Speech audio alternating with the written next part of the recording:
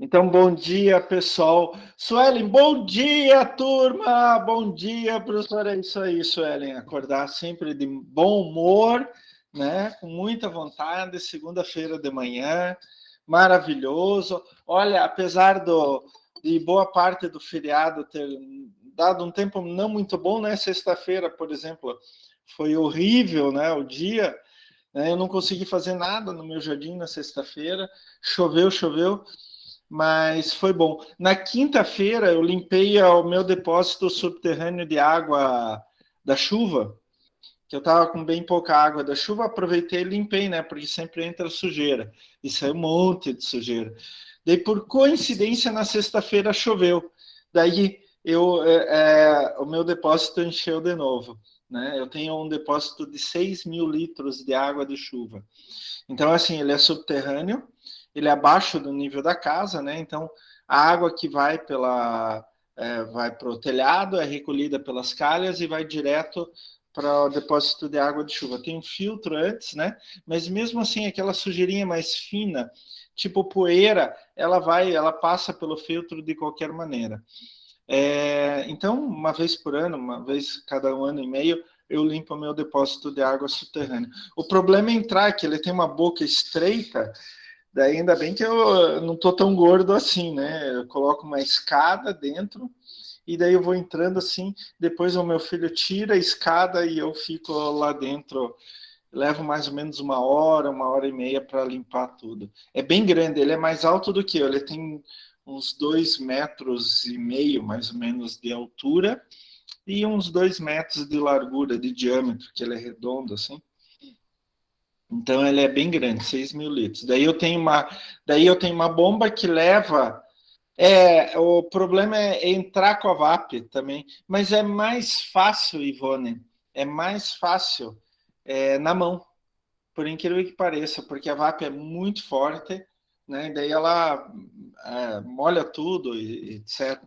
É mais fácil na mão. O problema é tirar a água, porque a bomba ela não puxa toda a água, sobra um finalzinho assim no fundo. Daí tem que tirar com o balde, né? É... De água de chuva, Ivone? Você também tem água de chuva? É isso? Ah, tá. Daí eu tenho uma bomba que leva para uma outra caixa de água no telhado e daí por gravidade vai para o vaso sanitário. Né? Agora eu tenho que limpar a caixa de água lá de cima. Né? Eu tenho três caixas de água em cima da casa, uma de água de chuva e duas de água da Sanepar. Agora, provavelmente, próximo final de semana eu vou limpar as duas, vamos ver. É isso aí, né? Quem não é rico não pode contratar gente para fazer as coisas, né? Tem que fazer mesmo. Mas eu gosto, sabe? A gente me dá uma sensação assim, eu estou fazendo, né? Eu faço, eu sei. Economia. Nesses tempos de crise, a economia é muito bom. Isso todo mundo sabe, né? Mas daí no sábado e no domingo eu passei VAP em um monte de calçada aqui em casa. Eu tenho muita calçada aqui em casa. Então, eu passei VAP em uma parte das calçadas. Porque com o tempo vai ficando uma crosta de alga e fungo e etc. Aquela verde, sujeira, aquele verde, sai até uma camada grossa assim. Então, pelo menos 2 vezes por ano eu tenho que lavar as calçadas com VAP. Né? E daí a sol, chuva e as algas e bactérias vão crescendo na calçada e acumulando sujeira. Né? Mas faz parte, né? Eu tenho que cortar grama, eu tenho que serrar a lenha para o inverno já está toda serrada, então isso já não precisa me preocupar. Já estou acendendo a lareira, calorzinho da lareira é uma delícia, gente, é uma delícia. Porque a gente já entrou no outono, né? Então, assim, por mais que o dia fique quente, e essa semana, durante o dia, pode dar quase 30 graus. Provavelmente.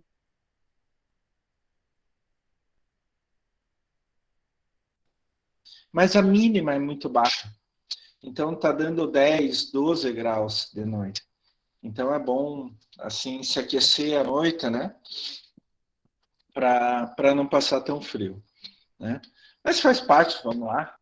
É isso aí. Agora começou mais uma semana e semana que vem nós temos prova, gente. E daí eu queria falar algumas coisas para vocês. Eu já falei semana passada, mas eu vou repetir aqui, até ficar cansativo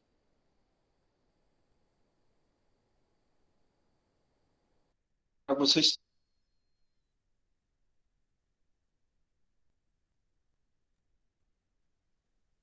possíveis, tá?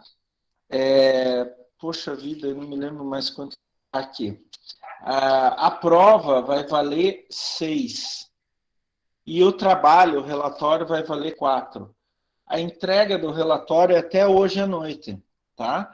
Então, quem não entregou o relatório, entregue, por favor. Eu vou corrigir o relatório ainda essa semana e a nota do relatório já sai ali no portal, tá? Eu vou deixar ali.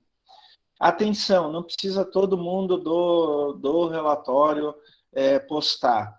Só um por equipe postar já está bom. Então, o primeiro da equipe que postar, eu vou corrigir, daí se eu ver que mais alguém da equipe postou, eu não vou corrigir, tá?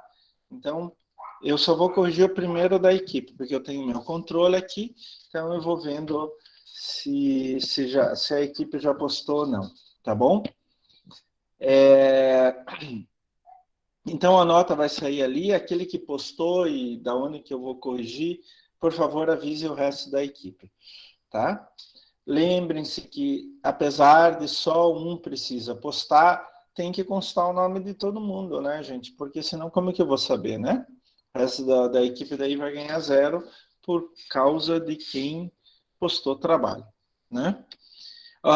O nome de todo mundo pode estar no próprio trabalho ou pode estar ali no lugar onde que vocês podem escrever alguma coisa, tá? O que vai cair na prova? O que vai cair na prova? Vai cair introdução ao meio ambiente, qualidade de água 2 e 3, tratamento de esgoto e qualidade do ar 1 e 2, tá? Isto vai cair na prova.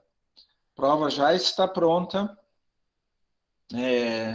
já foi lá para fazer a reprodução. Vai cair tudo, pelo menos uma pergunta de cada assunto, com certeza absoluta. Quem já fez prova comigo sabe que eu sempre faço assim. Eu não sei se vocês fizeram prova, acho que vocês não fizeram prova presencial comigo. Mas na prova presencial é o seguinte, pessoal. Olha, prestem atenção. A prova é individual, sem consulta. Por favor, presencial, individual e sem consulta. Se eu ver que um aluno está se comunicando com o outro, é 0. Não adianta, tá? Deixar bem claro isso. Não adianta. Qualquer desculpa não adianta. Se eu ver que está se comunicando um com o outro, é 0. Outra coisa, vocês só vão poder ficar com lápis, caneta e borracha na carteira. O celular desligado, dentro da bolsa, e a bolsa lá na frente da sala, debaixo do quadro. Se alguém, por acaso, não trouxer bolsa, só o celular, deixa no quadro ali, naquele lugar onde que vai o giz. Cabe direitinho o celular. E desligado. Se eu ver que tem alguém com celular, é 0. É 0, tá? Para evitar qualquer coisa. E a gente já passou tanta coisa, gente. E o pessoal tenta colar de todo jeito. Eu até, não sei se eu já contei para vocês, mas eu tive uma experiência assim horrível, né? Horrível assim. Hilária, horrível, sei lá como definir a experiência.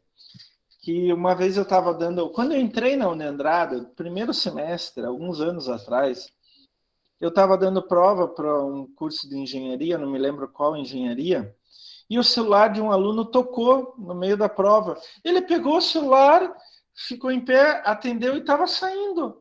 Eu disse, onde que você vai? O aluno disse, eu vou atender o celular, não posso? Não, não pode, você está fazendo prova. Eu achei incrível isso, gente. Incrível. O cara queria atender o celular durante a prova. Sem mais, sem menos. Então, Por causa de tipos como esse, não foi o único a fazer uma besteira durante a prova, mas por causa de tipos como esse, é, é, assim, os meus alunos, a partir de então, só podem ficar com lápis, caneta e borracha.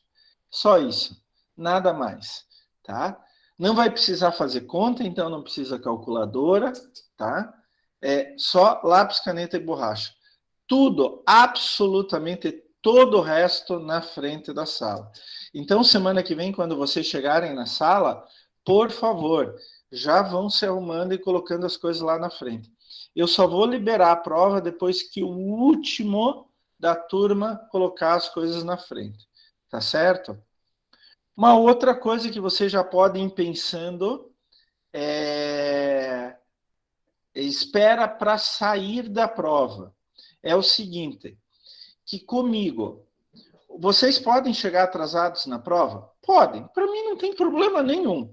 O problema é, saiu um aluno, ninguém mais pode entrar. Eu acho que é uma questão óbvia, né? Porque o aluno pode sair e falar para os outros, a questão 1, a questão 2, a questão 3, e assim por diante. Né? Daí os outros dão uma olhadinha, entram e fazem a prova e tiram 10. Né? Então, assim, saiu um, não pode mais entrar ninguém. Qual é a questão? Eu deixo para vocês definirem qual é o tempo mínimo de prova. Eu deixo para vocês definirem qual é o tempo mínimo de prova. Assim, meia hora, 40 minutos, ou todo mundo estar na sala de aula, né? Então, por exemplo, tem alguém atrasado. Quanto tempo vocês esperam a pessoa? Ah, vamos esperar uma hora? Tudo bem. Espera uma hora. Se a pessoa chegou, que faltava, tá, estão liberados para sair a qualquer momento. Mas vocês é que vão definir o tempo mínimo de prova, tá? Já podem ir conversando entre vocês. Vocês é que vão definir. É meia hora, 45 minutos, uma hora e meia, vocês é que vão definir, tá? A grande questão é, saiu alguém, não entra mais ninguém. E daí, isso quem vai definir são vocês, não vou ser eu, tá? Vocês são adultos, vacinados, né? Espero que vacinados contra a Covid-19 também, SARS-CoV-2, mas vocês é que vão definir. Vocês já são adultos o suficiente para poder vocês mesmos definirem, tá? E quero ver o que... a prova vai ser na sala 135. Eu já coloquei no portal, nós estamos na 13ª semana, a prova vai ser na 14ª. Então, eu já coloquei lá no portal que na 14ª semana, que a prova vai ser na sala 135. Alguma dúvida sobre a prova, pessoal? Alguma dúvida sobre a prova? Alguma coisa contra? Nada? Vocês estão na minha aula ainda? Nada contra? Eu pensei que um monte de gente ia começar a brigar comigo aqui.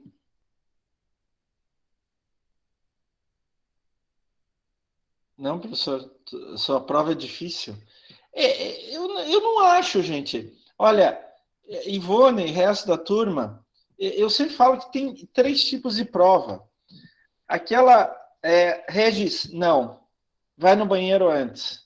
Não pode ir no banheiro, tá? A não ser que, assim, esteja super, hiper, mega, vai fazer ali em sala de aula, etc. De qualquer forma, para ir no banheiro, você tem que... não pode levar nada, né? Absolutamente nada, muito menos o celular. Existem 3 tipos de prova, eu sempre falo isso, né? Aquela prova que todo mundo tira 10, aquela prova que só o professor tira 10 e aquela prova que nem o professor tira 10, tá?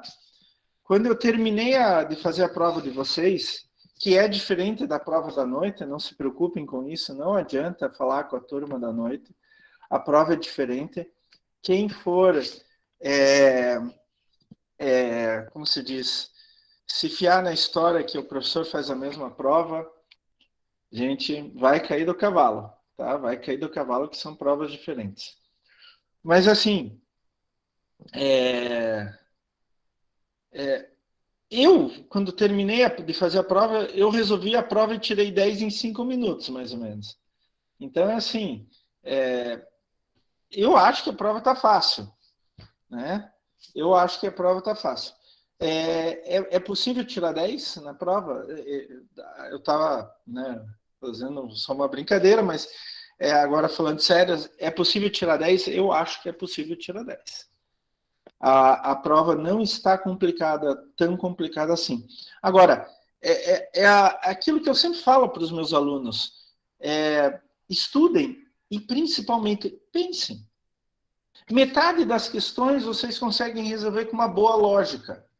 Metade das. Se vocês sabem os conceitos básicos, vocês podem raciocinar sobre um resultado. Metade, pelo menos metade das questões, dá fácil para resolver com uma boa lógica. Olha, isso não pode ser por causa disso, isso daqui é provável por causa daquilo, e assim por diante, tá? Então, eu não vejo muito problema para tirar 10. Eu acho possível tirar 10. Assim, como eu falei para vocês, a prova vale 6, eu trabalho 4. Vocês estão com a faca, o queijo e a vontade de comer na mão para tirar acima de 7, média acima de 7 no bimestre. Eu não vejo dificuldade absolutamente nenhuma. Nenhuma. Né? É possível sim tirar 10. Agora, tirar 10 só depende de vocês, né? Primeiro, estudar bastante. Segundo, usar a cabeça. Usar a cabeça, gente. É sério. Um bom biomédico usa a cabeça. Ele não decora as coisas. Ele conhece os conceitos básicos e daí ele raciocina em cima do restante. Tá? E esse é um bom biomédico. E é disso, de profissionais assim que a gente precisa. Tá? Mais alguma pergunta sobre a prova? Mais alguma questão? Sobre ser 20 questões, gente, 2 excursivas, é segunda-feira. Segunda-feira no horário de aula na sala 135, Ivone. Tá? Tá lá no portal. Segunda-feira no horário de aula às 8h15, é como se fosse uma aula normal, presencial. Tá? Só que vai ser a prova.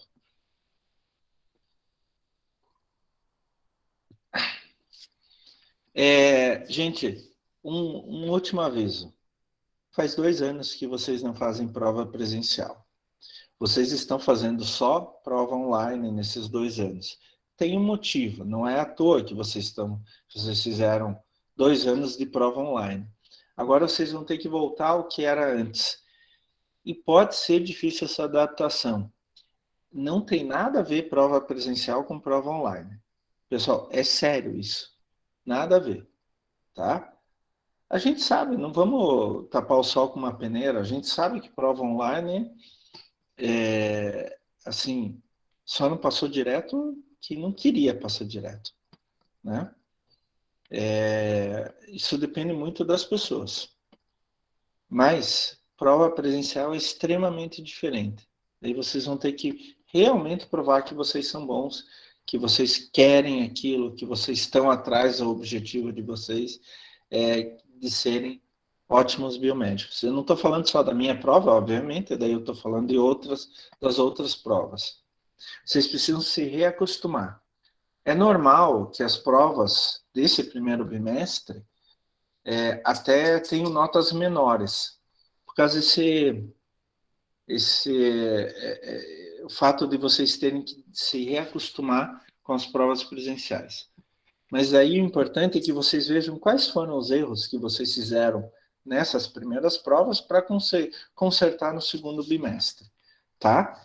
Gente, capacidade vocês têm, eu não tenho dúvida nenhuma disso, nenhuma. Inteligente vocês são. Só vocês precisam se aplicar, né? estudar, usar a cabeça, né? Raciocinar, pensar e ter bastante calma, tá? É só isso que vocês precisam, porque capacidade todos vocês têm, eu não tenho dúvida absolutamente nenhuma nisso. Vocês são a elite, vocês estão na universidade. Então, isso já demonstra, por si mesmo, já demonstra que vocês têm capacidade. Tá bom? Então, vamos lá, gente. Espero vê-los semana que vem, no presencial. Né? Vai ser prova, mas vai ser muito legal ver vocês de novo. Vamos lá. Eu preparei um jogo de slides, são 100 e poucos slides, né? Eu peguei os slides das aulas normais e fiz um jogo só, tirei aqueles que não são tão importantes e etc. Eu tirei também os vídeos, mas os vídeos vão cair. Prestem atenção no que eu estou dizendo. Todos os vídeos são importantes. Eu só tirei desse jogo de slide de revisão agora para primeiro caber, né? E dar tempo de ver o maior número de assuntos possível, tá? Mas os vídeos vão cair na prova. Está gravado aqui. Estou gravando. Atenção! Eu não vou dizer mais nada. Só que os vídeos vão cair na prova, tá? Então, prestem muita atenção. Apesar de eu ter tirado o jogo de slides de revisão, por causa do espaço e do tempo, eles vão cair na prova, tá? Então, eu vou compartilhar aqui, ó. Ah, não, espera um pouco. Compartilhei errado aqui uma janela. Opa, de novo, o que está acontecendo aqui? Agora vai. Então, gente, esse é o jogo de slides para revisão da avaliação global 1. O que a gente vai fazer? A nossa aula vai até 10 horas da manhã, né?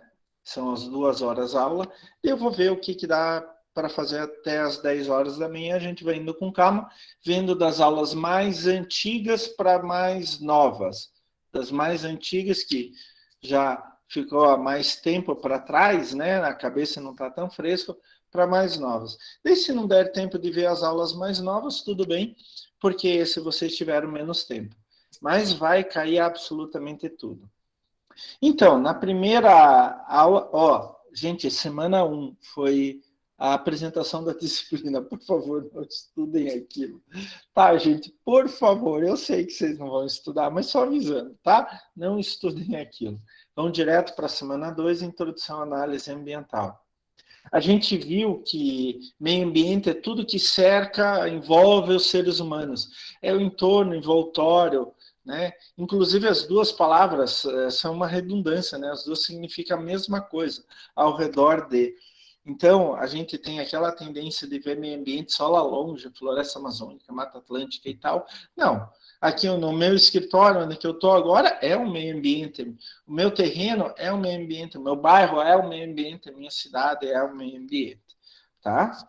E existem, a gente classifica, grosso modo, 2 tipos de meio ambiente, o natural e o artificial, né? O artificial é aquele fabricado ou domesticado. O fabricado, o típico caso, são as cidades, né? Onde que a gente muda drasticamente a paisagem. Já o domesticado é o setor agrícola, né? Então pode ser agricultura, criação de gado ou mesmo plantio de florestas, de monoculturas, eucalipto, pinos e etc. Né? A gente vai modificar a paisagem, mas não é tão drasticamente. Já o meio ambiente natural são aquelas regiões autossustentadas com pouca ou nenhuma influência do ser humano, né? Gente, assim, por que a gente tem tanto problema ambiental hoje? Porque o ser humano, ele, para fazer tudo que ele precisa, ele tira muito recurso do meio, transforma isso em bens e serviços, e aquilo que ele não aproveita, ele joga fora, de novo, joga de volta para o meio ambiente, né? Então, os nossos problemas ambientais hoje no mundo são por causa disso. É tão legal, a gente tem tanta coisa, né? A gente tem computador, a gente tem carro, a gente tem avião, a gente tem casas modernas, né? A minha filha tem um Alexa, que ela manda, o Alexa faz um monte de coisa para ela. Olha só que legal, celular que a gente faz de tudo menos fazer ligação com o celular. Os meus filhos não fazem ligação com o celular. Quando eles querem falar comigo, eles mandam um WhatsApp para mim, né? É estranho isso, mas tudo bem. Mas a gente tem todas essas facilidades e é legal, é tudo bem.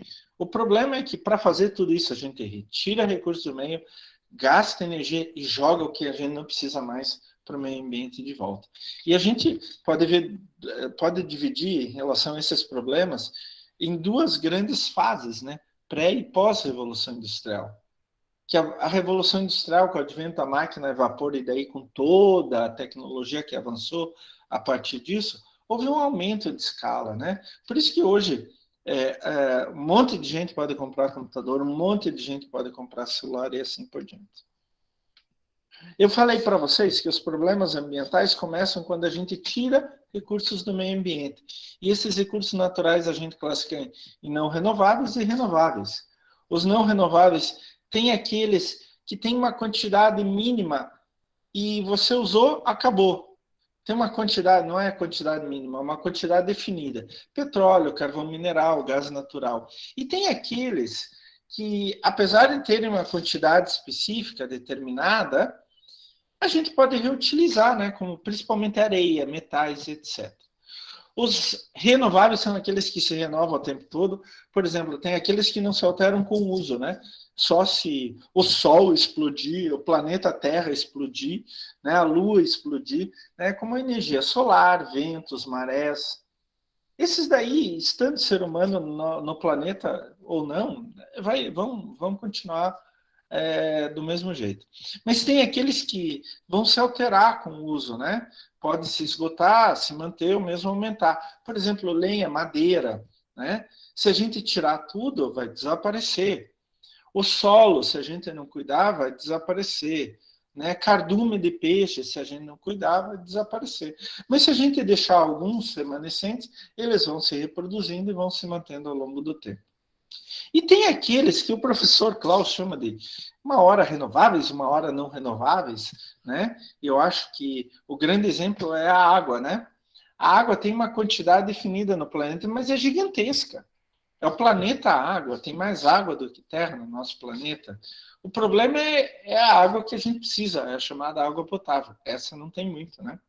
Porque a gente está poluindo, e assim por diante.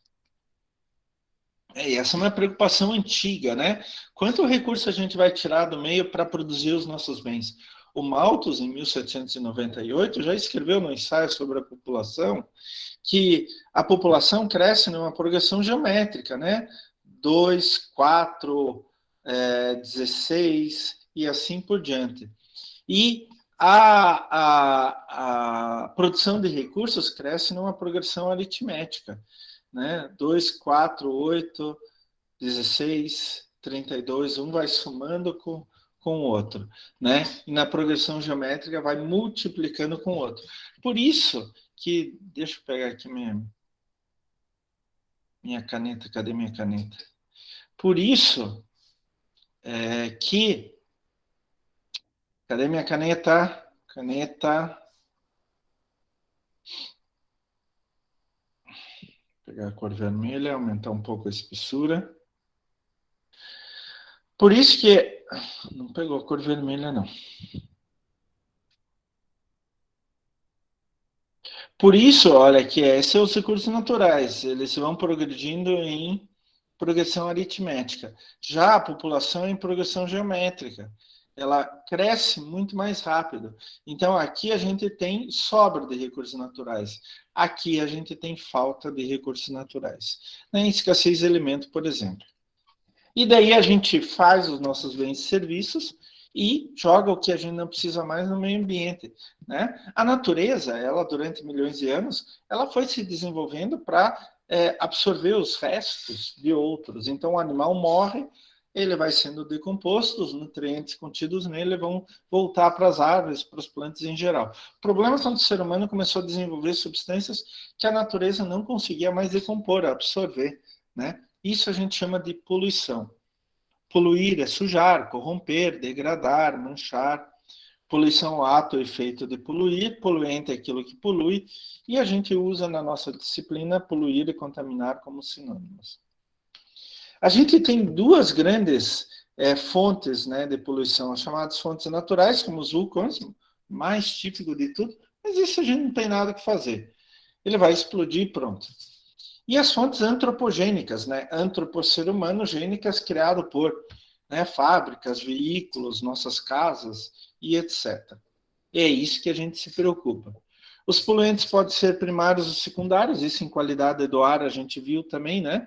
Primário é aquele que a gente libera no ambiente naquela forma e ele já vai produzir um dano. Secundário é a gente libera um poluente primário, ele vai se transformar devido às condições físico-químicas e biológicas do ambiente em um outro poluente.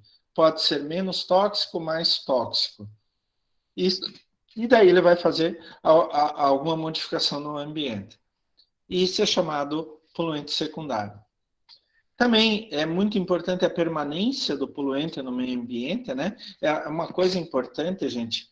Eu até comentei na aula com vocês, aquelas questões de educação ambiental, quando a gente é criança no colégio. Olha, o vidro leva 10 mil anos para se decompor. Ótimo! O vidro leva 10 mil anos para se decompor. Então, em 10 mil anos, ele não vai liberar nada. Tá? O problema é ele, durante 10 mil anos, ficar liberando um monte de coisa. O vidro nem tem, o vidro é só praticamente sílica, né? Areia. Ele tem outras coisas no meio, mas a grande parte é sílica, né? Então, não tem problema. Agora, o problema é um produto super tóxico que vai ficar liberando contaminantes durante 1 ano, 2 anos. Isso é um problema sério.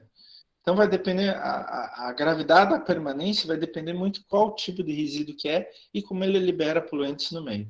E também a poluição vai depender do local, né? Ar, água, solo, poluição sonora e assim por diante.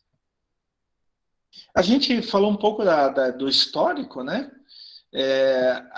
Esse grande movimento de preocupação com o meio ambiente, como a gente vê hoje, né, popular, começou na década de 50 e 60, né? Começaram os primeiros movimentos ambientalistas preocupados principalmente com contaminação do ar e da água, e teve alguns fatos relevantes que foram importantes para isso. Por exemplo, o mal de Minamata, no Japão, né? Aquela baía cercada de aldeias de pescadores no Japão, que tinha uma fábrica que liberava mercúrio direto, né? E daí ia para a cadeia alimentar, as pessoas, algas, peixes, crustáceos e assim por diante, as pessoas se alimentavam daquilo e daí tinham sérios problemas. Vocês sabem que o mercúrio ele é neurotóxico, né? Então, nasciam crianças, por exemplo, com problemas de locomoção. O rio Tamisa, em Londres, famoso, o rio Tamisa era uma podridão só, né? Então, tudo isso fez com que as pessoas começassem a olhar o que estava acontecendo. Por isso, a gente chama as décadas de 50 e 60 de décadas da conscientização. Isso foi aumentando cada vez mais, até que em 1972 eles decidiram fazer a primeira grande conferência mundial sobre o meio ambiente, a Conferência de Estocolmo. E só lá chegaram à conclusão que poluir é crime. Né? Década de 70 a gente ainda teve a crise energética, né? Os produtores de petróleo do Oriente Médio, eles nacionalizaram tanto os poços de petróleo quanto as refinarias, daí o preço do petróleo quadruplicou, foi de 3, 4 dólares para 12, 15, 16 dólares o barril. Isso na década de 70 foi um horror, né? Mesmo porque os carros usavam muito combustível. Foi na década de 70 que a gente começou a valorizar os resíduos. Opa, isso daqui não é lixo, dá para fazer alguma coisa. E surgiu as primeiras ideias, conceitos sobre o que é o desenvolvimento sustentável. Então, como no começo da década de 70 na Conferência de Estocolmo se chegou à conclusão que poluir é crime, começaram então a fazer uma série de leis regulamentando a poluição. Por isso a gente chama a década de 70 de década da regulamentação e controle ambiental. Daí veio a década de 80 com uma série de acidentes ambientais, né? Começou já na década de 70, em Seveso, na Itália, 76, onde que uma fábrica liberou 5 quilos de dioxina. Né? Deu tempo de tirar as pessoas, mas os animais em volta morreram todos. Bhopal, na Índia, em 84, que também morreu algumas mil pessoas, houve um vazamento de uma indústria química da Union Carbide. E Chernobyl, né? Gente, se eu não me engano, amanhã é aniversário da explosão de Chernobyl. Vou até consultar aqui na internet. Olha como a internet é boa, né? Chernobyl. 25 e 26 de abril de 1986. Então, entre hoje e amanhã, está fazendo 14, 36 anos. 36 anos da explosão de Chernobyl. E eu ainda me lembro muito bem. Nossa Senhora, eu tinha 16 para 17 anos de idade e me lembro muito bem na televisão o fato de Chernobyl. Perguntem para os pais de vocês o que eles se lembram das notícias lá do dia. Até, na verdade, foi entre 25 e 26 de abril, só que a União Soviética, era a antiga União Soviética, né? Chernobyl fica na Ucrânia. Inclusive, os soldados russos invadiram Chernobyl nessa guerra agora. Agora, me parece, já liberaram Chernobyl, mas invadiram. Perguntem para os pais de vocês o que eles se lembram das notícias na TV sobre Chernobyl. Então, entre hoje e amanhã, está fazendo 36 anos de Chernobyl. O superpetroleiro Exxon Valdez, em 89, liberou centenas de milhares de barris de petróleo. Ele bateu, né, no litoral do Alasca e liberou centenas de milhares de barris de petróleo. E assim, como a gente já sabia que poluir é crime e as indústrias estavam tendo muito problema, começou a se adotar mais uma regulamentação, e o Brasil foi um dos primeiros do mundo a fazer isso, para que quando uma indústria se instalasse, ela já desde a instalação, ela já provocasse um menor impacto ambiental. É o chamado EIA-RIMA, Estudo de Impacto Ambiental, Relatório do Impacto no Meio Ambiente. Tá? Por isso, essa década de 80 foi chamada década da legislação específica de novas indústrias. Então, quando uma indústria ia se instalar, ela já estava sendo submetida à legislação, desde a sua instalação, o que não acontecia até a década de 80. Daí entramos na década de 90, as pessoas com outra cabeça começaram a dizer assim, para ter melhor qualidade de vida, a gente vai assumir os custos. É mais caro? Mas é menos poluente, faz menos mal à saúde e etc. A gente começou a trabalhar muito a questão do uso de matérias-primas escassas. Foi em 1989 que surgiu aqui em Curitiba o programa Lixo que Não é Lixo, né? A família Folhas, Separe, né? E agora ela voltou, né? Legal, voltou repaginada, a família Folhas, mas é muito legal. Eu não sou muito fã da administração do Rafael Greca, mas essa foi uma boa ideia, principalmente em termos de educação ambiental para as crianças. Tá? Eu já não era mais criança, né? Quando surgiu a primeira família Folhas, eu era um jovem adulto, mas eu fui muito impregnado por essa propaganda. E era propaganda o tempo todo, o tempo todo, o tempo todo. A gente começou a discutir muito o uso da energia, né, economizar energia. Daí foi na década de 90 que surgiram as primeiras lâmpadas fluorescentes. Né? A gente discutiu muito a reciclagem, família Folhas e o desperdício. Né? E daí veio a segunda grande conferência mundial sobre o meio ambiente, a Rio 92, aqui no Rio de Janeiro. Né? Até eu contei para vocês que até 1992 foi a maior reunião de chefes de Estado da história da humanidade. Foi aqui no Rio de Janeiro. E no Rio de Janeiro se chegou à conclusão que não adianta só ações isoladas e localizadas de proteção ambiental. A proteção ambiental hoje precisa ser uma preocupação da humanidade. E daí, na década de 90, surgiram os conceitos de certificação ambiental, atuação responsável da indústria química e o que é a gestão ambiental como a gente conhece hoje. As empresas, organizações não governamentais e órgãos fiscalizadores começaram a ver que precisavam trabalhar em conjunto, né? Não podiam brigar mais tanto. E daí as multas e autuações ficaram em segundo plano. Eu falei para vocês que não é que as empresas deixaram de pagar multas e autuações. Elas começaram a fazer as coisas como elas deveriam fazer, seguir a lei. É o que a gente chama de responsabilidade solidária. Olha, eu faço a minha parte para proteger o meio ambiente. Então, isso começou a melhorar a imagem das empresas. E as empresas começaram a ver a questão ambiental não como problema. Ah, saco, eu tenho que fazer isso para proteger o meio ambiente, que desperdício. Não, elas começaram a ver como uma solução maior, nem que fosse para a imagem da empresa junto ao consumidor final. Né? Isso é extremamente importante. Alguns conceitos que a gente viu, né? Poluição é ação ou omissão do ser humano, que é através da descarga de material e energia, atuando sobre as águas, solo e ar, causa um desequilíbrio nocivo, seja de curto ou longo prazo sobre o meio ambiente. Então, poluição ambiental é assim, é algo que você faz ou deixa de fazer. Como assim você faz ou deixa de fazer? Você faz jogar um resíduo no meio ambiente. Deixa de fazer um acidente. Quando você deixa de se preocupar e ocorre um acidente e atinge o meio ambiente, isso é omissão. De descarga de material, então pode ser resíduo sólido, pode ser esgoto doméstico, esgoto industrial, etc. Ou mesmo energia, né?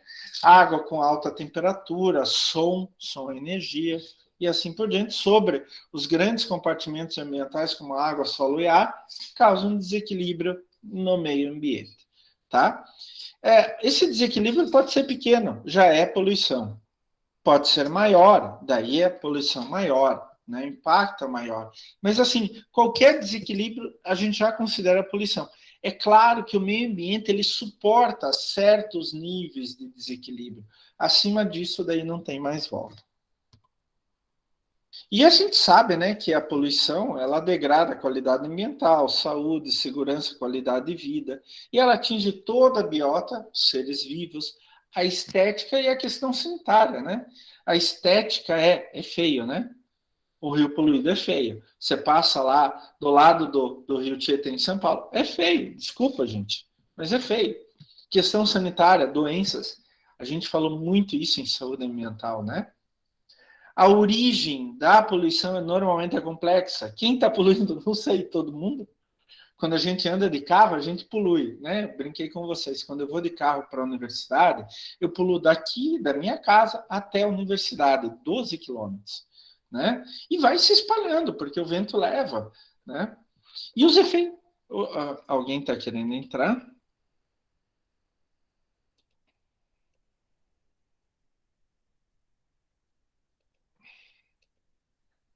Opa, deixa eu voltar aqui. Alguém estava querendo entrar, já estou entrando de novo aqui. E os efeitos da poluição são difusos, né? A gente vão se espalhando por aí, né?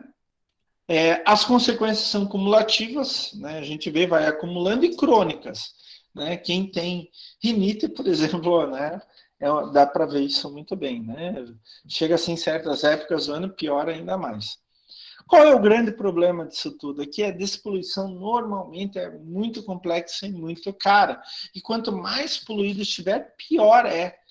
E vão desde soluções locais, eu posso fazer a minha parte aqui, até soluções globais, como, por exemplo, gases do efeito estufa. Né? Agora a gente tem em vigor o Acordo de Paris para a diminuição da emissão de gases de efeito estufa. E daí, para tentar combater isso, a gente desenvolveu certos conceitos, certas ações, como, por exemplo, o desenvolvimento sustentável. É o desenvolvimento que visa atender às necessidades do presente sem comprometer a capacidade das gerações futuras em atender às suas próprias necessidades. Quer dizer, eu posso consumir algo agora? Posso, eu tenho esse direito. O que eu não tenho direito é de consumir muito e acabar com aquele recurso para as gerações futuras. Porque os meus filhos, meus netos, meus bisnetos têm o mesmo direito do que eu.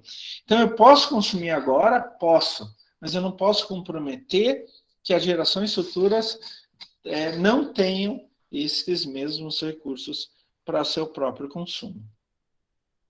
E uma coisa muito importante é a qualidade ambiental, né? Quando o meio ambiente atende aos requisitos de natureza física, química, biológica, social, econômica e tecnológica, de tal modo que se assegura as relações ambientais naquele ecossistema. É assim, os organismos vivos, incluindo o ser humano, conseguem sobreviver ali? O ecossistema consegue manter suas relações? Então, isso é qualidade ambiental. Como o ser humano está inserido em todos os ecossistemas, a gente fala também em requisitos de natureza social, econômica e tecnológica por causa do ser humano. E essa foi a aula 1. Alguma coisa sobre a aula 1, gente? Alguma questão sobre a aula 1? Nenhuma questão? Podem falar. Alguma dúvida sobre a aula 1? Então vamos para a aula 2. Tá bom, André, é ótimo. Daí a aula 2 é na semana 3, né? A gente foi falar sobre legislação ambiental. Primeiro a gente teve que falar um pouco de geral, né? Do geral. Quando a gente está falando em direito, qualquer área do direito, ele tem 4 bases principais: os princípios, a legislação, a doutrina e a jurisprudência, né? Inclusive agora estão discutindo muito, né? Não sei se vocês viram. Semana passada o Supremo condenou a 8 anos de prisão aquele deputado Daniel Silveira, né? Por ataques ao Supremo. E daí no mesmo dia o Bolsonaro fez um decreto presidencial anistiando ele, né? Liberando ele dos efeitos daquela condenação. Ele não liberou a condenação. Então, o deputado, ele continua sendo condenado, ele foi condenado, efetivamente condenado, tá? Ainda tem algumas opções lá que ele pode recorrer, mas já é a última instância, mas ele foi efetivamente condenado. O que o Bolsonaro fez no decreto presidencial dele foi liberar em relação às consequências da condenação. Como ele foi condenado, mesmo que ele não vá para a prisão, ele não pode tentar a reeleição como deputado por causa da lei da ficha suja, né? Ou ficha limpa, como queiram, onde que diz que deputados que foram condenados em última instância não podem recorrer. Não é em última instância, é segunda instância já. Segunda ou terceira instância. Não podem concorrer a uma nova eleição durante um certo período de tempo, acho que são 8 anos, tá? Então, mesmo que o deputado Daniel Silveira não vá para a prisão, ele não vai poder tentar a reeleição. Isso faz parte da doutrina e jurisprudência. Doutrina é como pensar em relação à lei e jurisprudência é o que já aconteceu anteriormente. O que nos interessa são os princípios da legislação. E é disso que é feito o direito, né? Por exemplo, o direito ambiental. A gente fala que é o conjunto de princípios e normas sistematizados para disciplinar o comportamento humano, objetivando proteger o meio ambiente. Então, quais são os princípios básicos que vão dar... quais são os princípios, as ideias, os conceitos que vão dar base à legislação? E daí a legislação vai dizer como você tem que se comportar. Como a gente está falando do direito ambiental, como você vai se comportar, objetivando proteger o meio ambiente. Então, os princípios, eles são as ideias, os conceitos básicos da onde surge toda a legislação. A gente tem vários princípios do direito ambiental brasileiro. Eu vou só falar alguns deles, tá? São os que eu considero mais importantes. O princípio do direito humano fundamental, ele serve para todas as áreas do direito, mas dentro do direito ambiental, ele diz que o meio ambiente pertence a todos, né? Eu até dei o exemplo lá do papagaio, né? Você comprou um papagaio, né? Vem com a anilha e tudo. Esse papagaio não é teu, esse papagaio é da sociedade brasileira e quem regula a posse do papagaio é o governo que foi eleito pela sociedade brasileira. Né? Então, se o governo quiser tomar o teu papagaio, pode tomar, por mais que você tenha comprado ele. Você comprou só a posse dele. Outro princípio é o princípio democrático, onde todo mundo pode falar alguma coisa. Então, vocês veem lá, eu me lembro quando teve até uma polêmica muito grande, que o Ministério da Saúde queria fazer uma portaria sobre a vacinação de crianças, né, de 5 a 11 anos, foi no final do ano passado, para começo desse ano, e colocou lá uma consulta pública, né? Cada um podia entrar e dizer o que pensava, né? Dentro da liberdade de expressão, por favor, né? Não vale xingar, acusar, etc., né? Mas o que ele estava fazendo? Princípio democrático. Então, todo mundo tem direito a dar a sua opinião. Agora, se a opinião vai ser acatada ou não, é outra coisa. E no direito ambiental, sua opinião na elaboração de políticas públicas ambientais. O princípio da precaução, e daí ele é ligado ao princípio da prevenção. O princípio da precaução é, cara, você só vai fazer alguma coisa se você tem certeza que não vai causar reação adversa. Se você não sabe, não tem essa certeza, não faça, tá? E o princípio da prevenção é, eu já sei quais vão ser as porcarias que vão acontecer. Então, quando eu for fazer a minha atividade, mesmo sabendo das porcarias que podem acontecer, eu vou tomar uma série de medidas para que essas porcarias não sejam muito fortes, né? Ou mesmo não aconteçam. Né? Então, eu vou abrir uma fábrica. Eu sei que a fumaça da minha fábrica vai poluir. Então, no princípio da prevenção, ela diz assim, a fumaça da fábrica vai causar tal e tal dano no meio ambiente. Então, o que eu vou fazer? Eu vou colocar um filtro lá. Ou vou mudar meu sistema produtivo para não fazer fumaça. Alguma coisa assim. Princípio da precaução. Se eu não sei o que vai acontecer, eu não faço.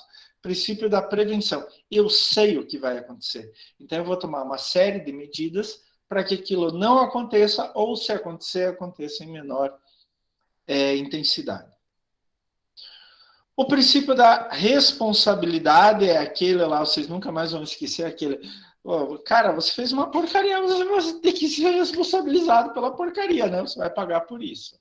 Né? Então, o poluidor responde por suas ações e omissões em prejuízo ao meio ambiente.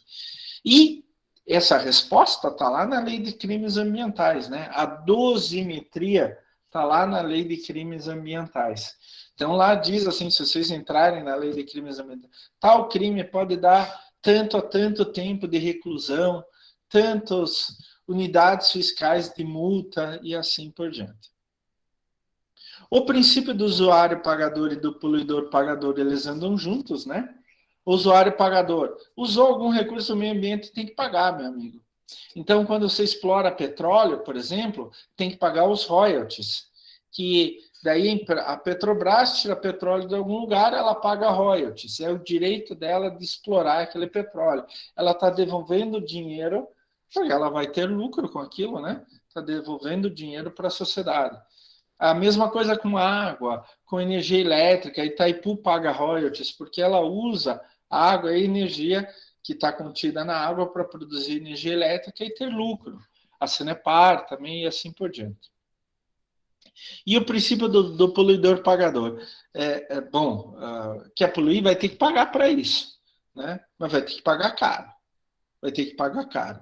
Então, é mais barato até muitas vezes o cara, por exemplo, colocar um filtro na chaminé, construir uma estação de tratamento de esgoto, do que pagar através do princípio do poluidor-pagador. O princípio do limite, né, que a administração pública, seja municipal, estadual ou federal, tem que colocar parâmetros máximos ou mínimos de poluição. Normalmente é parâmetros máximos, né, e é o máximo que o meio ambiente aguenta. Gente, nós vamos fazer agora, no segundo semestre, um experimentozinho de laboratório com ecotoxicologia. E assim, inclusive vocês vão testar substâncias que vocês escolherem. Mas assim, experimentos de ecotoxicologia definem quanto o ambiente aguenta. E daí a administração pública vai pegar esses dados e dizer assim, ó, só pode jogar tanto de tal elemento no ambiente, de tal substância no ambiente, etc. Esses números não são ao acaso, eles já são muito bem estudados.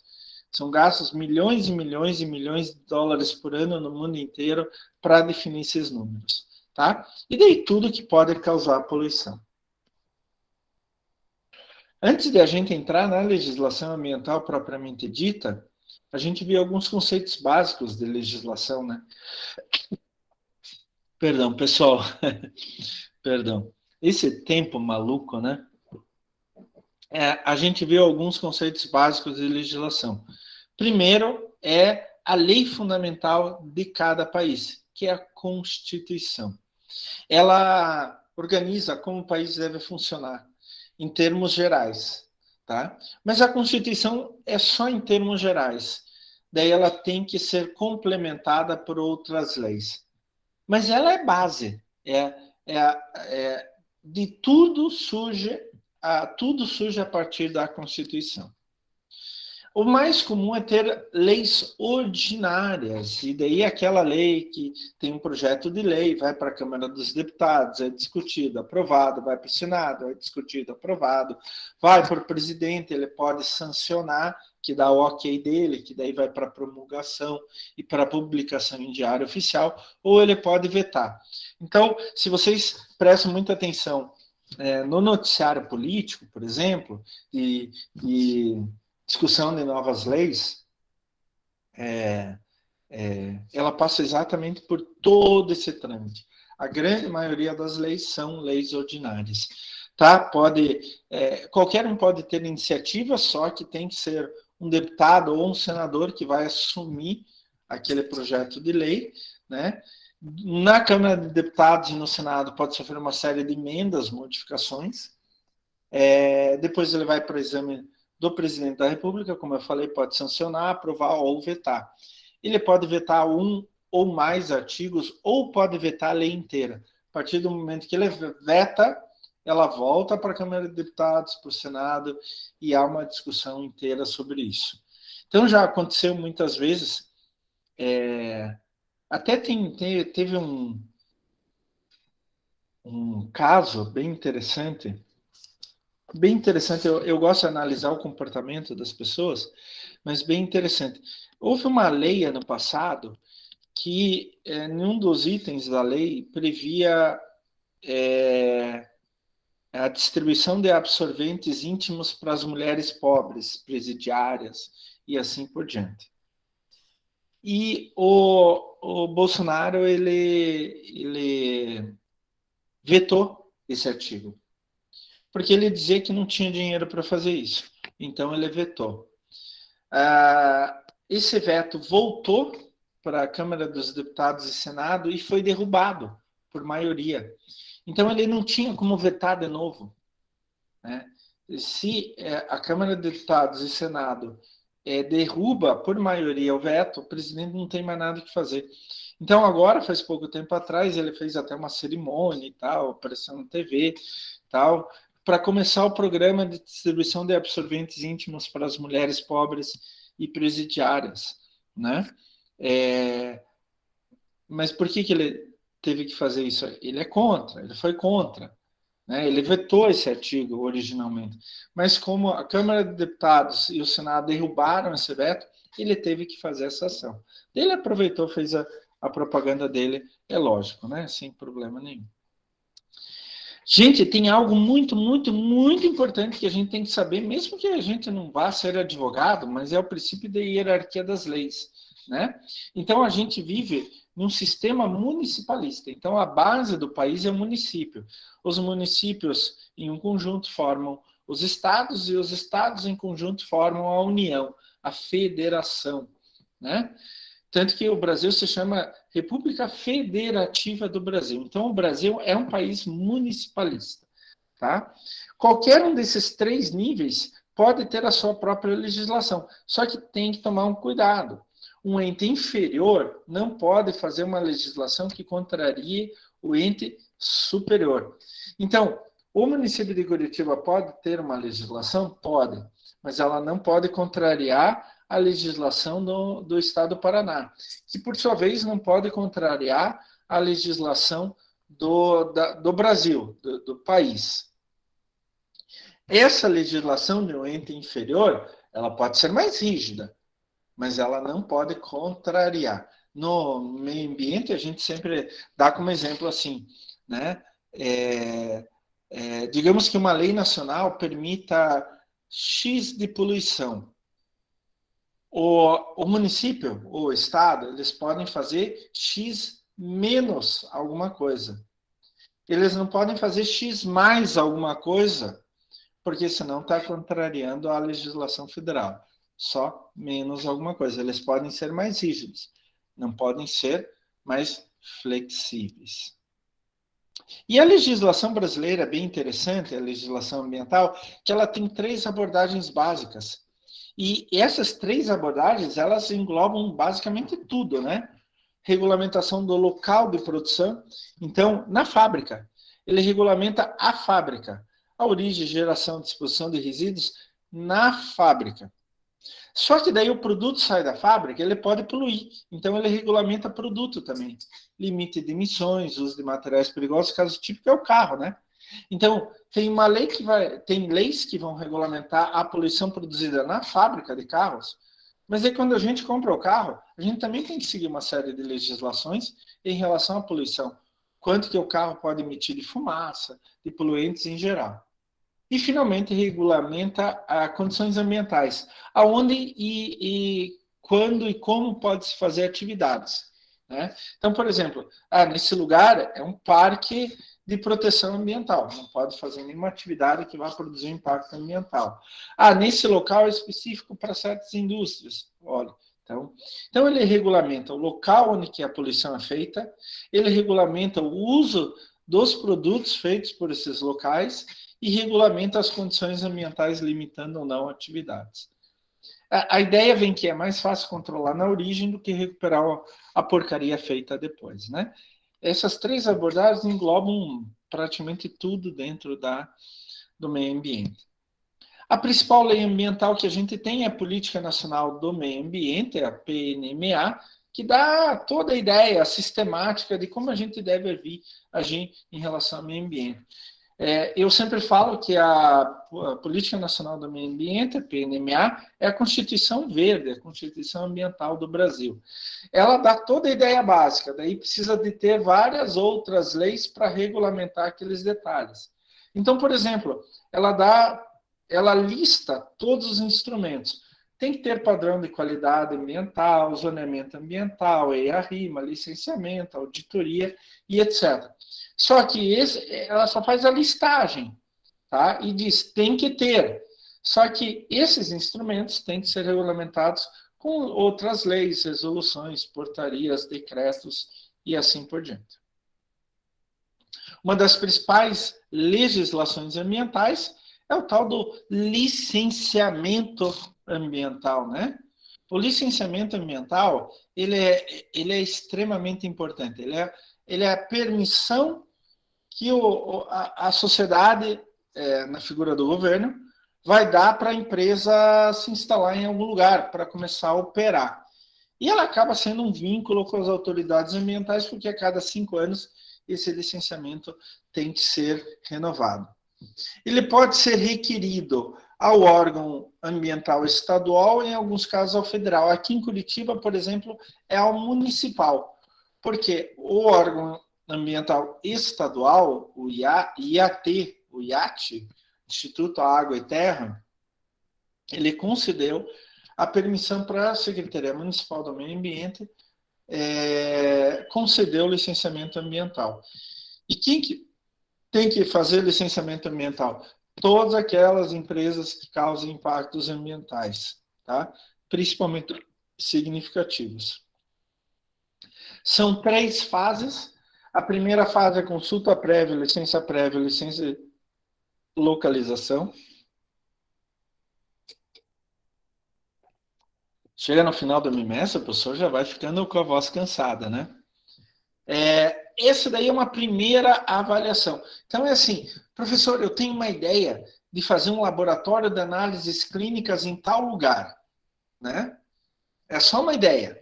Então, você tem que levar essa ideia à prefeitura, lá a Secretaria Municipal do Meio Ambiente, que cuida do licenciamento ambiental em Curitiba. E daí, você vai levar essa ideia com alguns documentos básicos que eles vão pedir. Eles vão ver se tem essa possibilidade de implementação. E daí eles podem chegar à conclusão que tem, só que vocês têm que fazer um estudo de impacto ambiental. Eles já fazem nessa fase. Fazem o estudo de impacto ambiental e mandam para eles.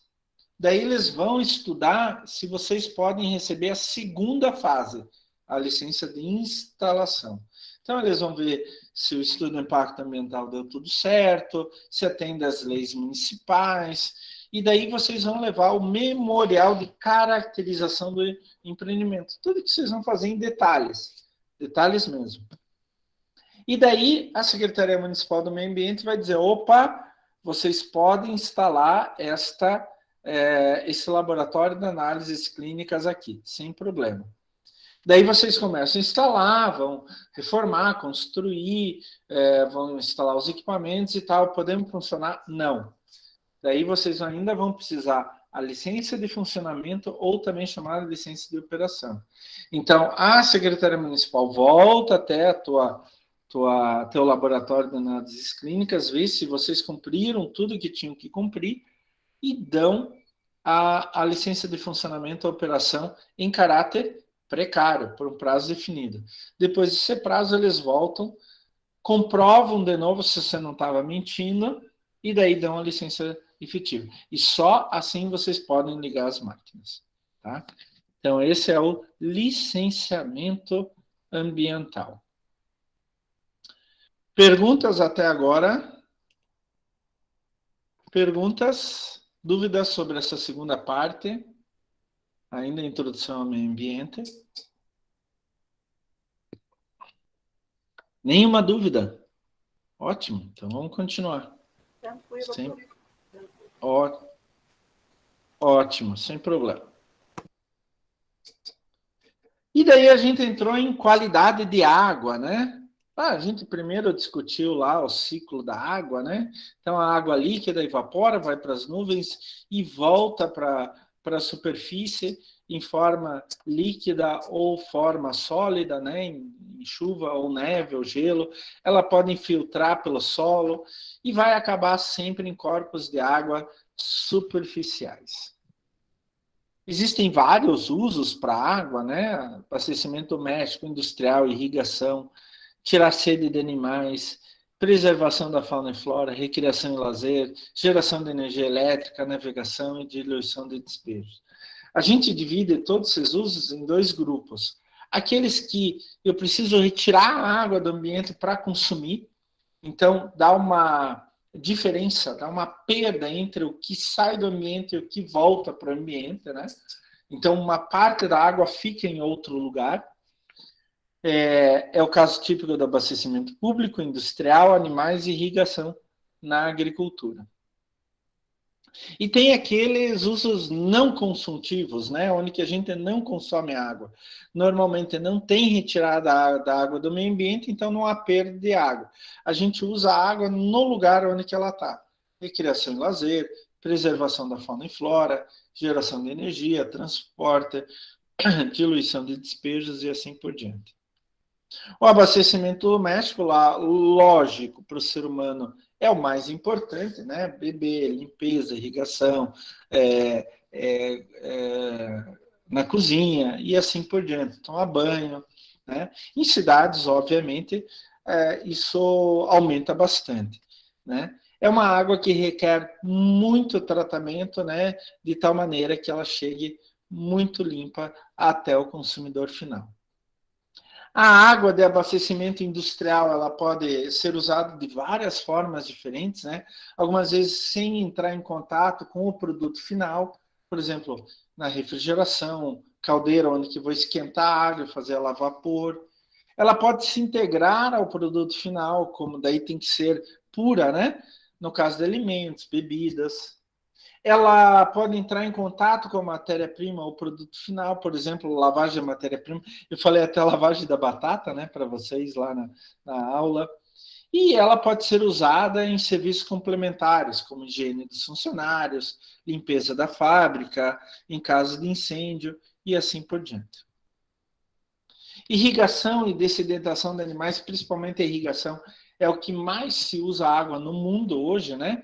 E porque vai na agricultura, vai tirar sede de animais, ela precisa ter aspectos biológicos condizentes e sem materiais tóxicos, né? Obviamente. Preservação da fauna e flora, né? Manter a natureza, manter os ecossistemas intactos e todas as suas relações entre os diferentes organismos. Então, a água tem que ser pura. Recreação, né? E daí tem aquela recreação onde que a gente entra em contato com a água, mergulho, natação, surf. E tem aquela recreação onde a gente não entra em contato com a água. Andar de barco, pesca esportiva e etc. É claro que, qualquer que seja o caso, a água precisa ser limpa, sem organismos patogênicos que vão provocar doenças, sem metais pesados, sem outros tipos de poluentes. Hoje no Brasil a gente usa muita, mas muita água mesmo para geração de energia, né? Tanto que agora, graças a Deus, semana passada caiu a taxa extra na nossa conta de água, né? Então a gente vai pagar em torno de 20% a menos, se a gente não gastar mais energia, né? 20% a menos de energia na nossa conta de luz. Não sei se vocês viram, né? Mas a gente estava pagando lá peguem contas antigas aí dos últimos meses. A gente estava pagando uma taxa extra que estava escrito assim, escassez hídrica ou escassez de água, tá? Grande parte da energia elétrica produzida no Brasil vem de hidrelétricas. Como tinha pouca chuva, as hidrelétricas abaixaram, estavam produzindo menos energia elétrica. Tivemos que ligar as termoelétricas à base de óleo diesel. E daí custa bem mais caro, né? Essa água também precisa ter uma certa qualidade, né? Porque senão ela vai corrompendo os equipamentos, né? Ela vai enferrujando os equipamentos, atacando os equipamentos da usina hidrelétrica. Também a água é muito usada para transporte, né? Uma grande parte, mais de 90% do comércio internacional de mercadorias vem por navios, atravessam os oceanos. Também tem os transportes internos a partir de rios, né? Na Europa é muito utilizado. Aqui no Brasil, infelizmente, é ainda pouco utilizado, apesar do Brasil ter algumas das maiores bacias hidrográficas do mundo. Tem o maior rio do mundo em volume de água, que é o Amazonas. Ele não é o maior rio do mundo em comprimento, esse é o rio Nilo, né? Mas o rio Amazonas tem muito mais água que o rio Nilo, né? Temos outros rios gigantescos, como o Rio São Francisco, o Rio Madeira, o Rio Xingu e outros que a gente...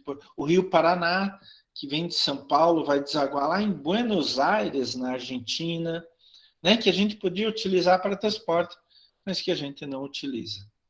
Agora, o grande problema é quando a gente utiliza os corpos de água como diluição de despejo, né? E a gente sempre fez isso, a gente sempre fez isso. O problema é que a gente está jogando cada vez mais água, mais lixo nos rios. Gente, é só ver os rios em Curitiba. Vocês foram, a gente foi coletar ali água no rio Barigui, do lado da Uniandrade. Quanto lixo a gente não viu ali, né? Então, é muito, muito ruim. E esses rios não conseguem mais suportar um ecossistema inteiro, né? Então, esse é o pior dano que a gente pode fazer a um corpo de água. Normalmente são rios, né? E eu até contei para vocês que agora, comecinho de abril, eu tive aqui numa reunião em São Paulo, passei ali do lado do rio Tietê, eu vi canos gigantescos liberando esgoto direto no rio Tietê. Eu vi com os meus olhos que é terra de comer, né? Como dizem lá no interior, os olhos, com esses olhos que é terra de comer, né? Eu vi isso, gente. E aqui em Curitiba, você não precisa ir longe, tem um rio aqui atrás da minha casa, que se você anda pelo rio, assim, você vai ver vários canos de esgoto, liberando esgoto direto no rio. A própria prefeitura, de vez em quando ela faz, eu não sei se é prefeitura, se são empresas particulares, mas eu já vi isso acontecendo, que limpa a fossa, joga a água da fossa aqui direto no rio. Então, assim, no rio que passa aqui atrás de casa. Já foi pior do que está agora, mas ele continua morto. Ele continua morto. Tá? Então, essa é a pior coisa que a gente pode fazer para um rio. E daí tem os tipos de poluição, né? A gente nem fala da poluição natural, porque até coloquei entre aspas ali, mas é a poluição industrial, poluição urbana, poluição agropastoril, que são extremamente importantes. E daí a gente entrou na segunda aula de qualidade de água, que foi a legislação. Né? Eu até coloquei lá na aula de legislação um resumo, em um doc para vocês. Né? O que é muito, muito importante? Gente, fundamentos da legislação. No que é a Política Nacional de Recursos Hídricos, que é a principal legislação sobre água no Brasil? É a Constituição da água no Brasil. Né? A água é um bem de domínio público, então pertence a todos. É um recurso natural limitado, então ela tem valor econômico. Quando tem pouca água, a prioridade é o consumo humano e animais, depois é o resto. Né? Quando se faz gestão de recursos hídricos, deve-se dar prioridade para o uso múltiplo de água, então, para água para o ser humano, para a agricultura, para animais, para geração de energia, para lazer, etc. A base do manejo da água no Brasil é a bacia hidrográfica, né? O rio principal e seus afluentes, e toda aquela área. Né? E a gestão dos recursos hídricos deve ser descentralizada. E mais importante, ela deve contar com a presença do poder público, principalmente o município, os usuários da água, quem tira a água para usar, e da comunidade que é afetada por aquilo. Então, esses são os fundamentos. A partir daí, ele vai tirando todo o resto. Como, por exemplo, os objetivos. Os objetivos da Política Nacional de Recursos Hídricos, ela é baseado no desenvolvimento sustentável. Então, assegurar a atual e futuras gerações que elas também tenham água e água de qualidade. Né? O objetivo da Política Nacional de Recursos Hídricos é que a gente utilize a água de forma racional, quer dizer, não desperdiçar, e integrada, quer dizer, se for possível utilizar a água para mais de uma coisa. E outro objetivo da Política Nacional de Recursos Hídricos é prevenir e defender contra eventos hidrológicos críticos. Por exemplo, aquelas chuvaradas que caem todas de uma vez só, Petrópolis, Angra dos Reis, lá na Bahia, que aconteceu em janeiro, e assim por diante. E para isso, ela tem instrumentos, né? Como, por exemplo, o plano de recursos hídricos, o enquadramento dos corpos de água em classe segundo o uso, a qualidade da água, A outorga dos direitos de recursos hídricos, né? Eu tenho um riozinho na minha propriedade agrícola, eu vou fazer uma represa e aproveitar essa água. Você até pode fazer, mas você tem que pedir permissão para isso. E daí vão cobrar o uso dessa água, cobrança pelo uso de recursos hídricos. Há municípios que foram atingidos por uso de água têm que ser ressarcidos. E o sistema de informações sobre recursos hídricos também é um instrumento. O que a gente viu com mais cuidado é enquadramento da água, né, em classes, que visa assegurar assim, o certo é você definir qual vai ser o uso da água, daí verificar se aquela água está dentro, a qualidade daquela água está dentro para aquele uso. Né? Mas aqui no Brasil, na prática, a gente faz o contrário. Primeiro enquadra a água e depois define o uso. Né? Mas o enquadramento tem como finalidade assegurar as águas de qualidade compatível com os usos mais exigentes ao que forem destinados e diminuir o custo de combate à poluição da água. E daí ele classifica água, classifica tanto a água doce, quanto a água salobra, quanto a água salgada. O que importa para a gente é a água doce, em classe especial, classe 1, classe 2, classe 3 e classe 4. Tá? Então, a classe especial é água praticamente pura, talvez uma leve desinfecção para consumo humano e principalmente ligado à preservação ambiental. Classe 2 já precisa um tratamento um pouquinho melhor, pode ter recriação de contato primário, algumas hortaliças usadas em irrigação de hortaliças que vão ser consumidas cruas e água em terra indígena. Classe 2 tem que ter um tratamento um pouquinho melhor, ainda pode ter recriação em contato primário, pode ser usada em uma série de irrigação para certas culturas, aquicultura, criação de peixes e pesca. Classe 3 precisa de um tratamento um pouquinho melhor, que a água já é pior, pode ser utilizada para alguns tipos de irrigação, pesca amadora, aquela que pega e solta, recriação de contato secundário, por exemplo, usar barco e tirar sede de animais. E classe 4 é aquela água muito ruim, que só pode ser usada para navegação e harmonia paisagística. Então, vamos dizer assim, classe 1 é excelente, classe especial é excelente, classe 1 é muito boa, classe 2 é boa, classe 3 é ruim e classe 4 é muito ruim. E cada uma dessas tem algumas características básicas, né? Tem algumas condições.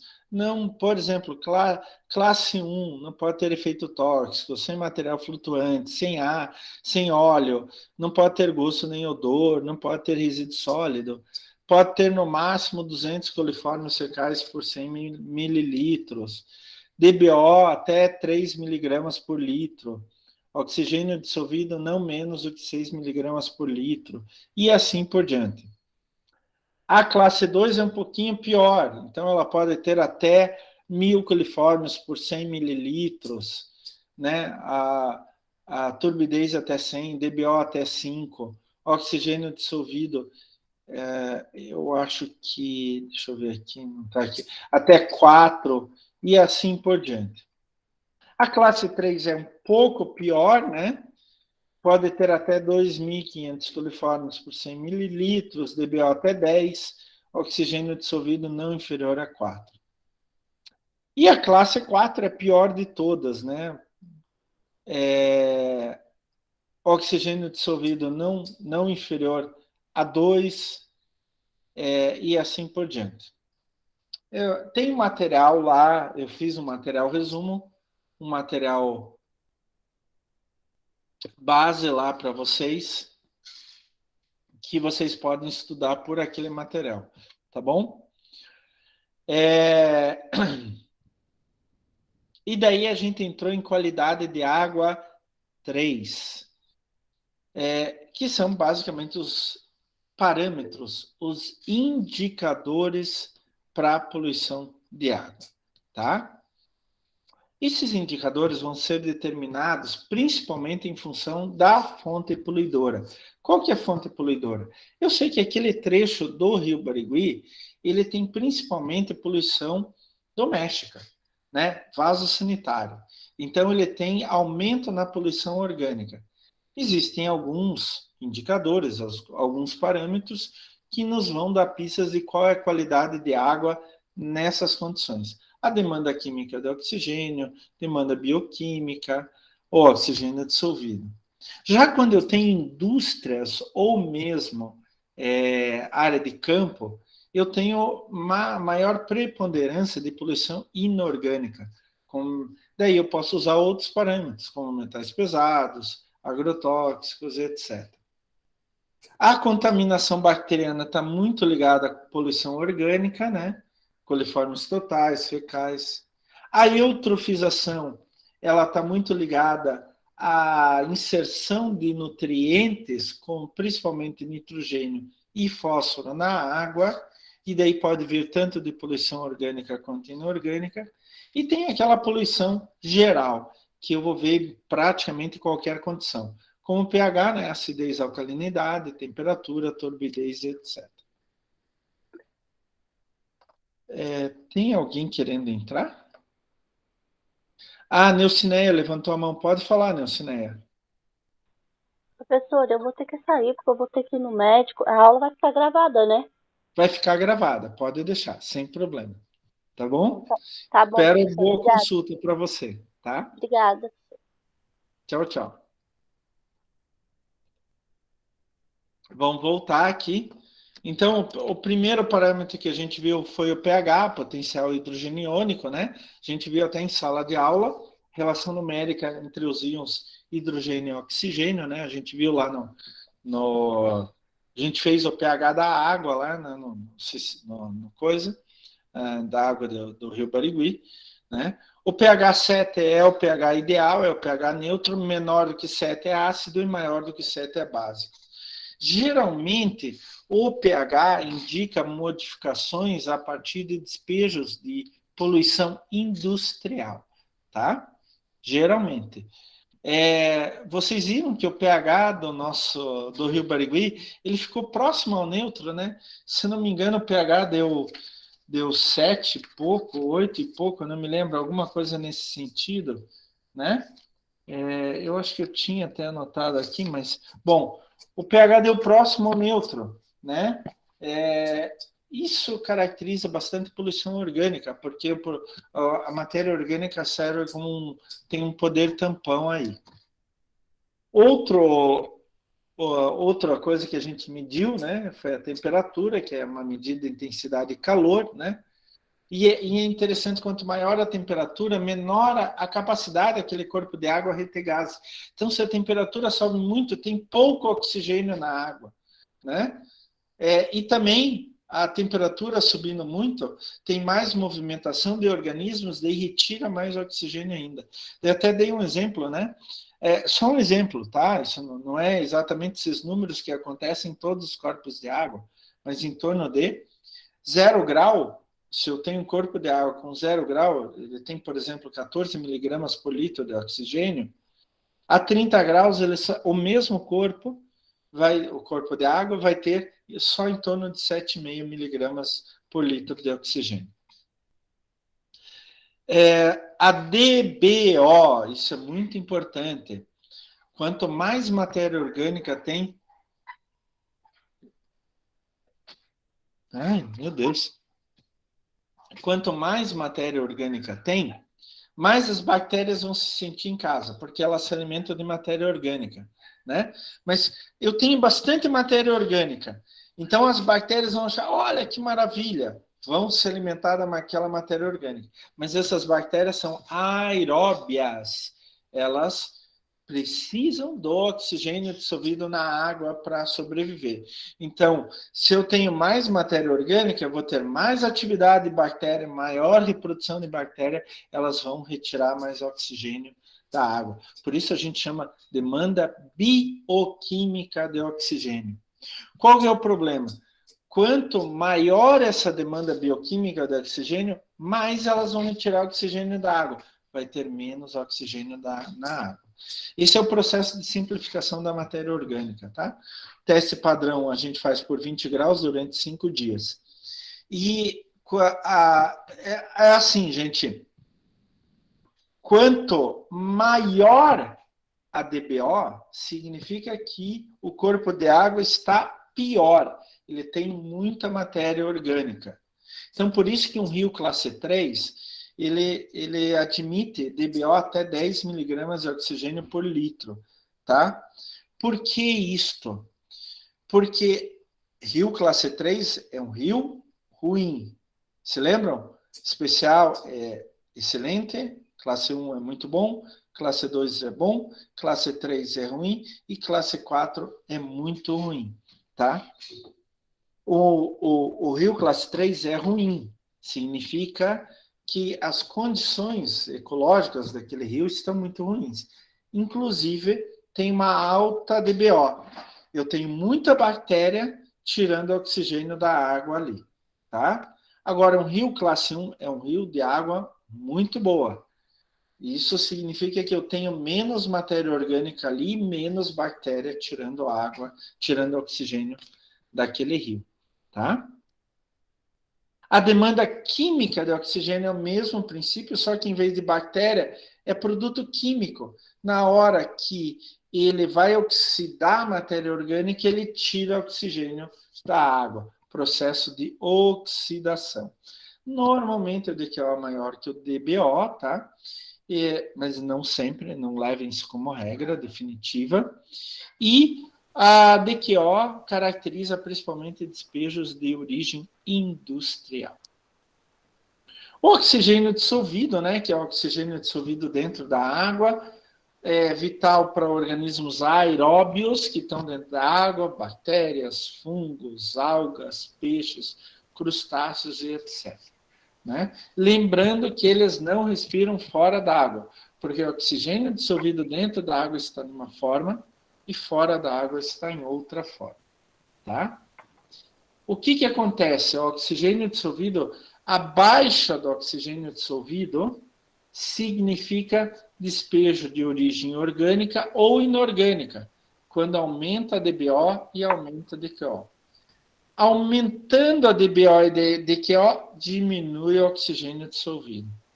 E daí eu vou ter processos anaeróbios, onde que vão aparecer organismos que respiram outras coisas. Por exemplo, enxofre.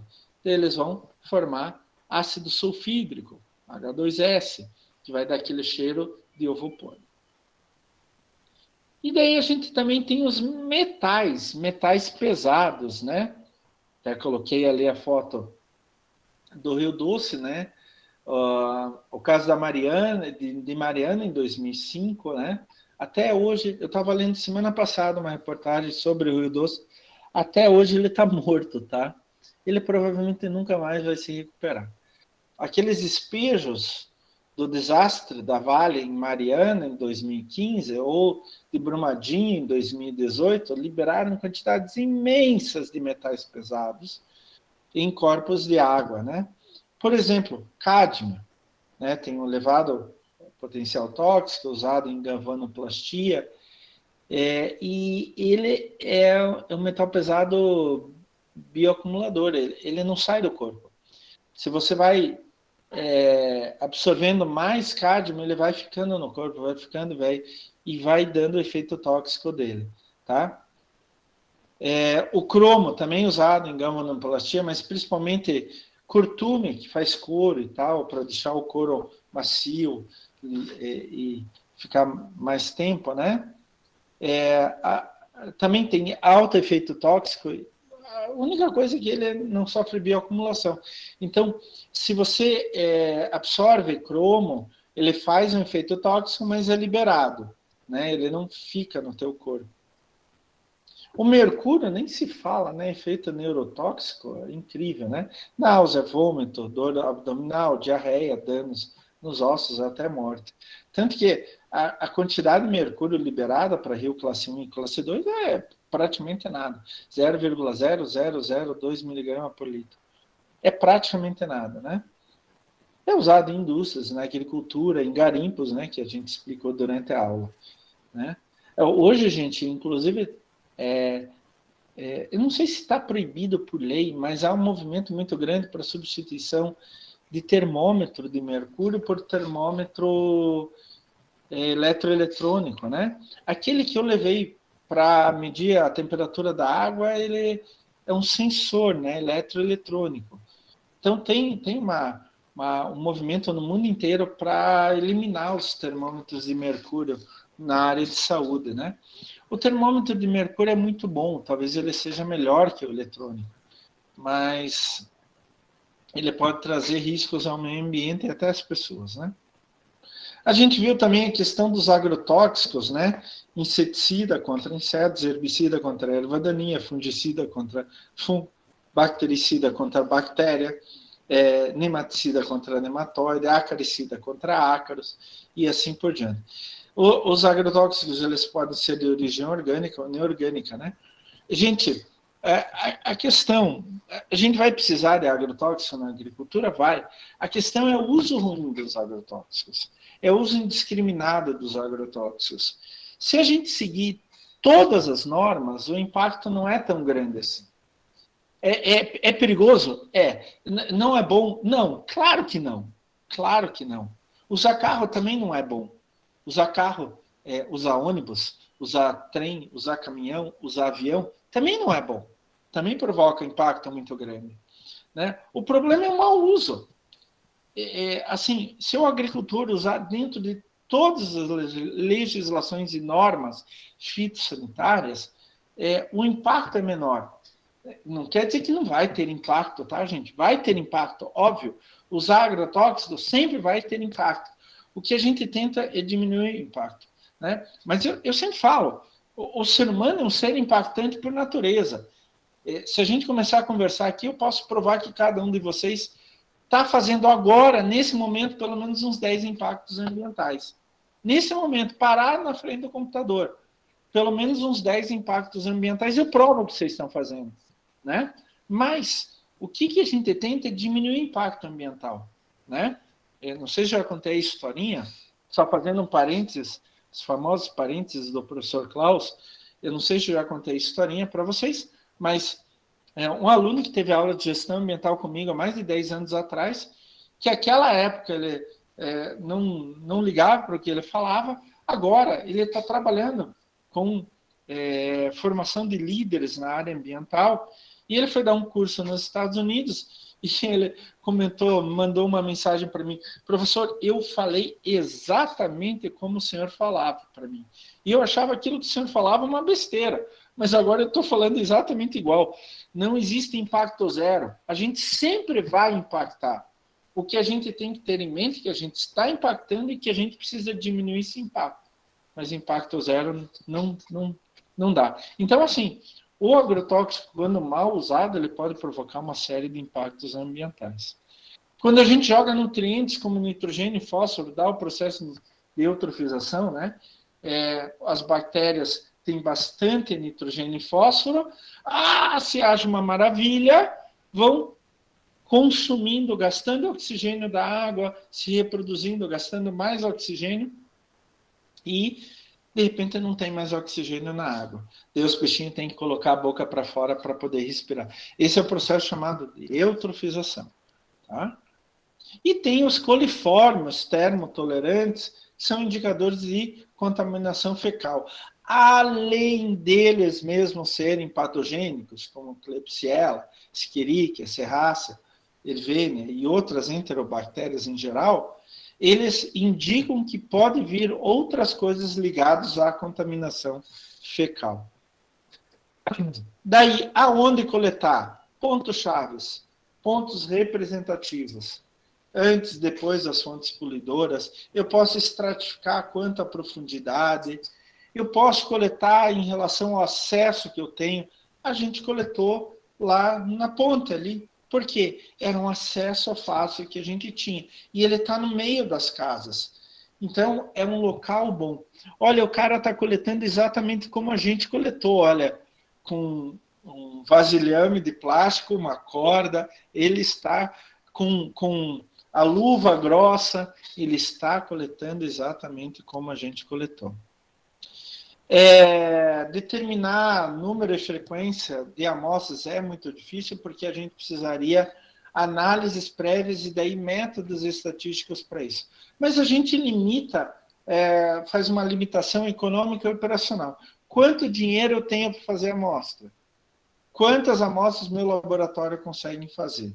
Eu posso fazer ciclos diários, ciclos semanais de coleta, vai depender da poluição.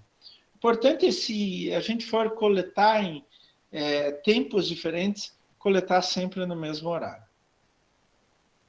E depois, quando a gente for fazer a análise, alguns elementos, alguns compostos, a própria legislação diz qual é o método, outros a gente tem que ver qual é o método mais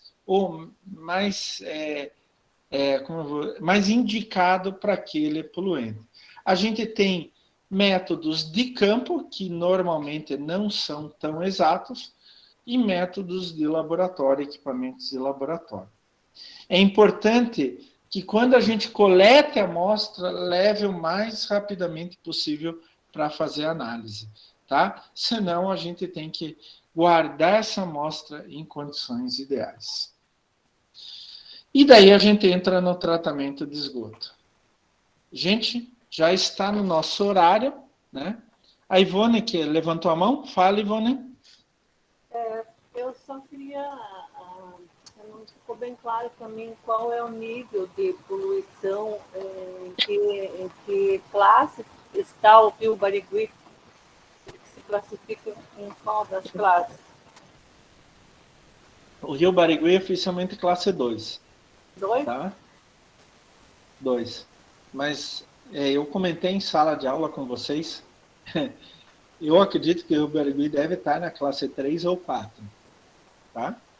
Eu sei que a Prefeitura de Curitiba está promovendo uma reclassificação dos corpos de água de Curitiba, dos rios de Curitiba. Eu não sei quando vai estar pronto, porque é uma quantidade imensa de parâmetros que tem que analisar, segundo a legislação, e em vários pontos, né? Em vários tempos também, para definir a classe do rio. Eu li alguma coisa a respeito do dia que eu estava pesquisando para fazer o trabalho, e ele já não está mais em classe nenhuma, que ele já ultrapassou as classes, aí eu fiquei que ele já está super poluído e que não tem mais classificação para o rio. Na verdade seria a classe 4, né? Porque a classe especial é tudo que for melhor que a classe 1, e a classe 4 é tudo que for pior que a classe 3, né? Mas então, oficialmente ele está na 2 ainda, né? Eu não concordo, tá? Deixando bem claro, eu não concordo. Para mim, ou é 3 ou é 4. Mas, assim, é claro que esse comentário que você ouviu, ele já está super poluído, concordo inteiramente. Ele está super poluído, ele não tem condições mais nenhuma de suportar um ecossistema. Mas, assim, a legislação fala que a pior classe é 4. Né? Então, o máximo que ele pode ir é 4. Não é que ele não se enquadra em mais nenhuma classe. Ele vai na classe 4 automaticamente, que é pior do que a classe 3. Tá? Mas é bem capaz de ele estar na classe 4, não duvido disso. Não duvido. Ou é 3 ou é 4. 2 não é com certeza absoluta. Tá? E é assim, gente. Então, chegamos ao nosso horário, são 10 horas. Então, a gente viu a matéria mais antiga, que já tinha passado há muito tempo para vocês, né, na cabeça. Faltou ver tratamento de esgoto e qualidade do ar 1 e 2, que é a mais nova, né, que a gente viu faz pouco tempo atrás. Tá certo? Então, gente, então, a gente viu tratamento de esgoto e qualidade do ar agora em abril, tá? Então, faz bem pouco tempo.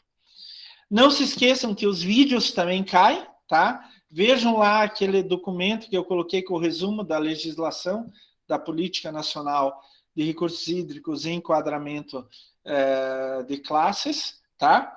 E até hoje à noite para entregar o trabalho. Quem não entregou, tem até hoje à noite, lembrando que só um de cada equipe precisa entregar o trabalho.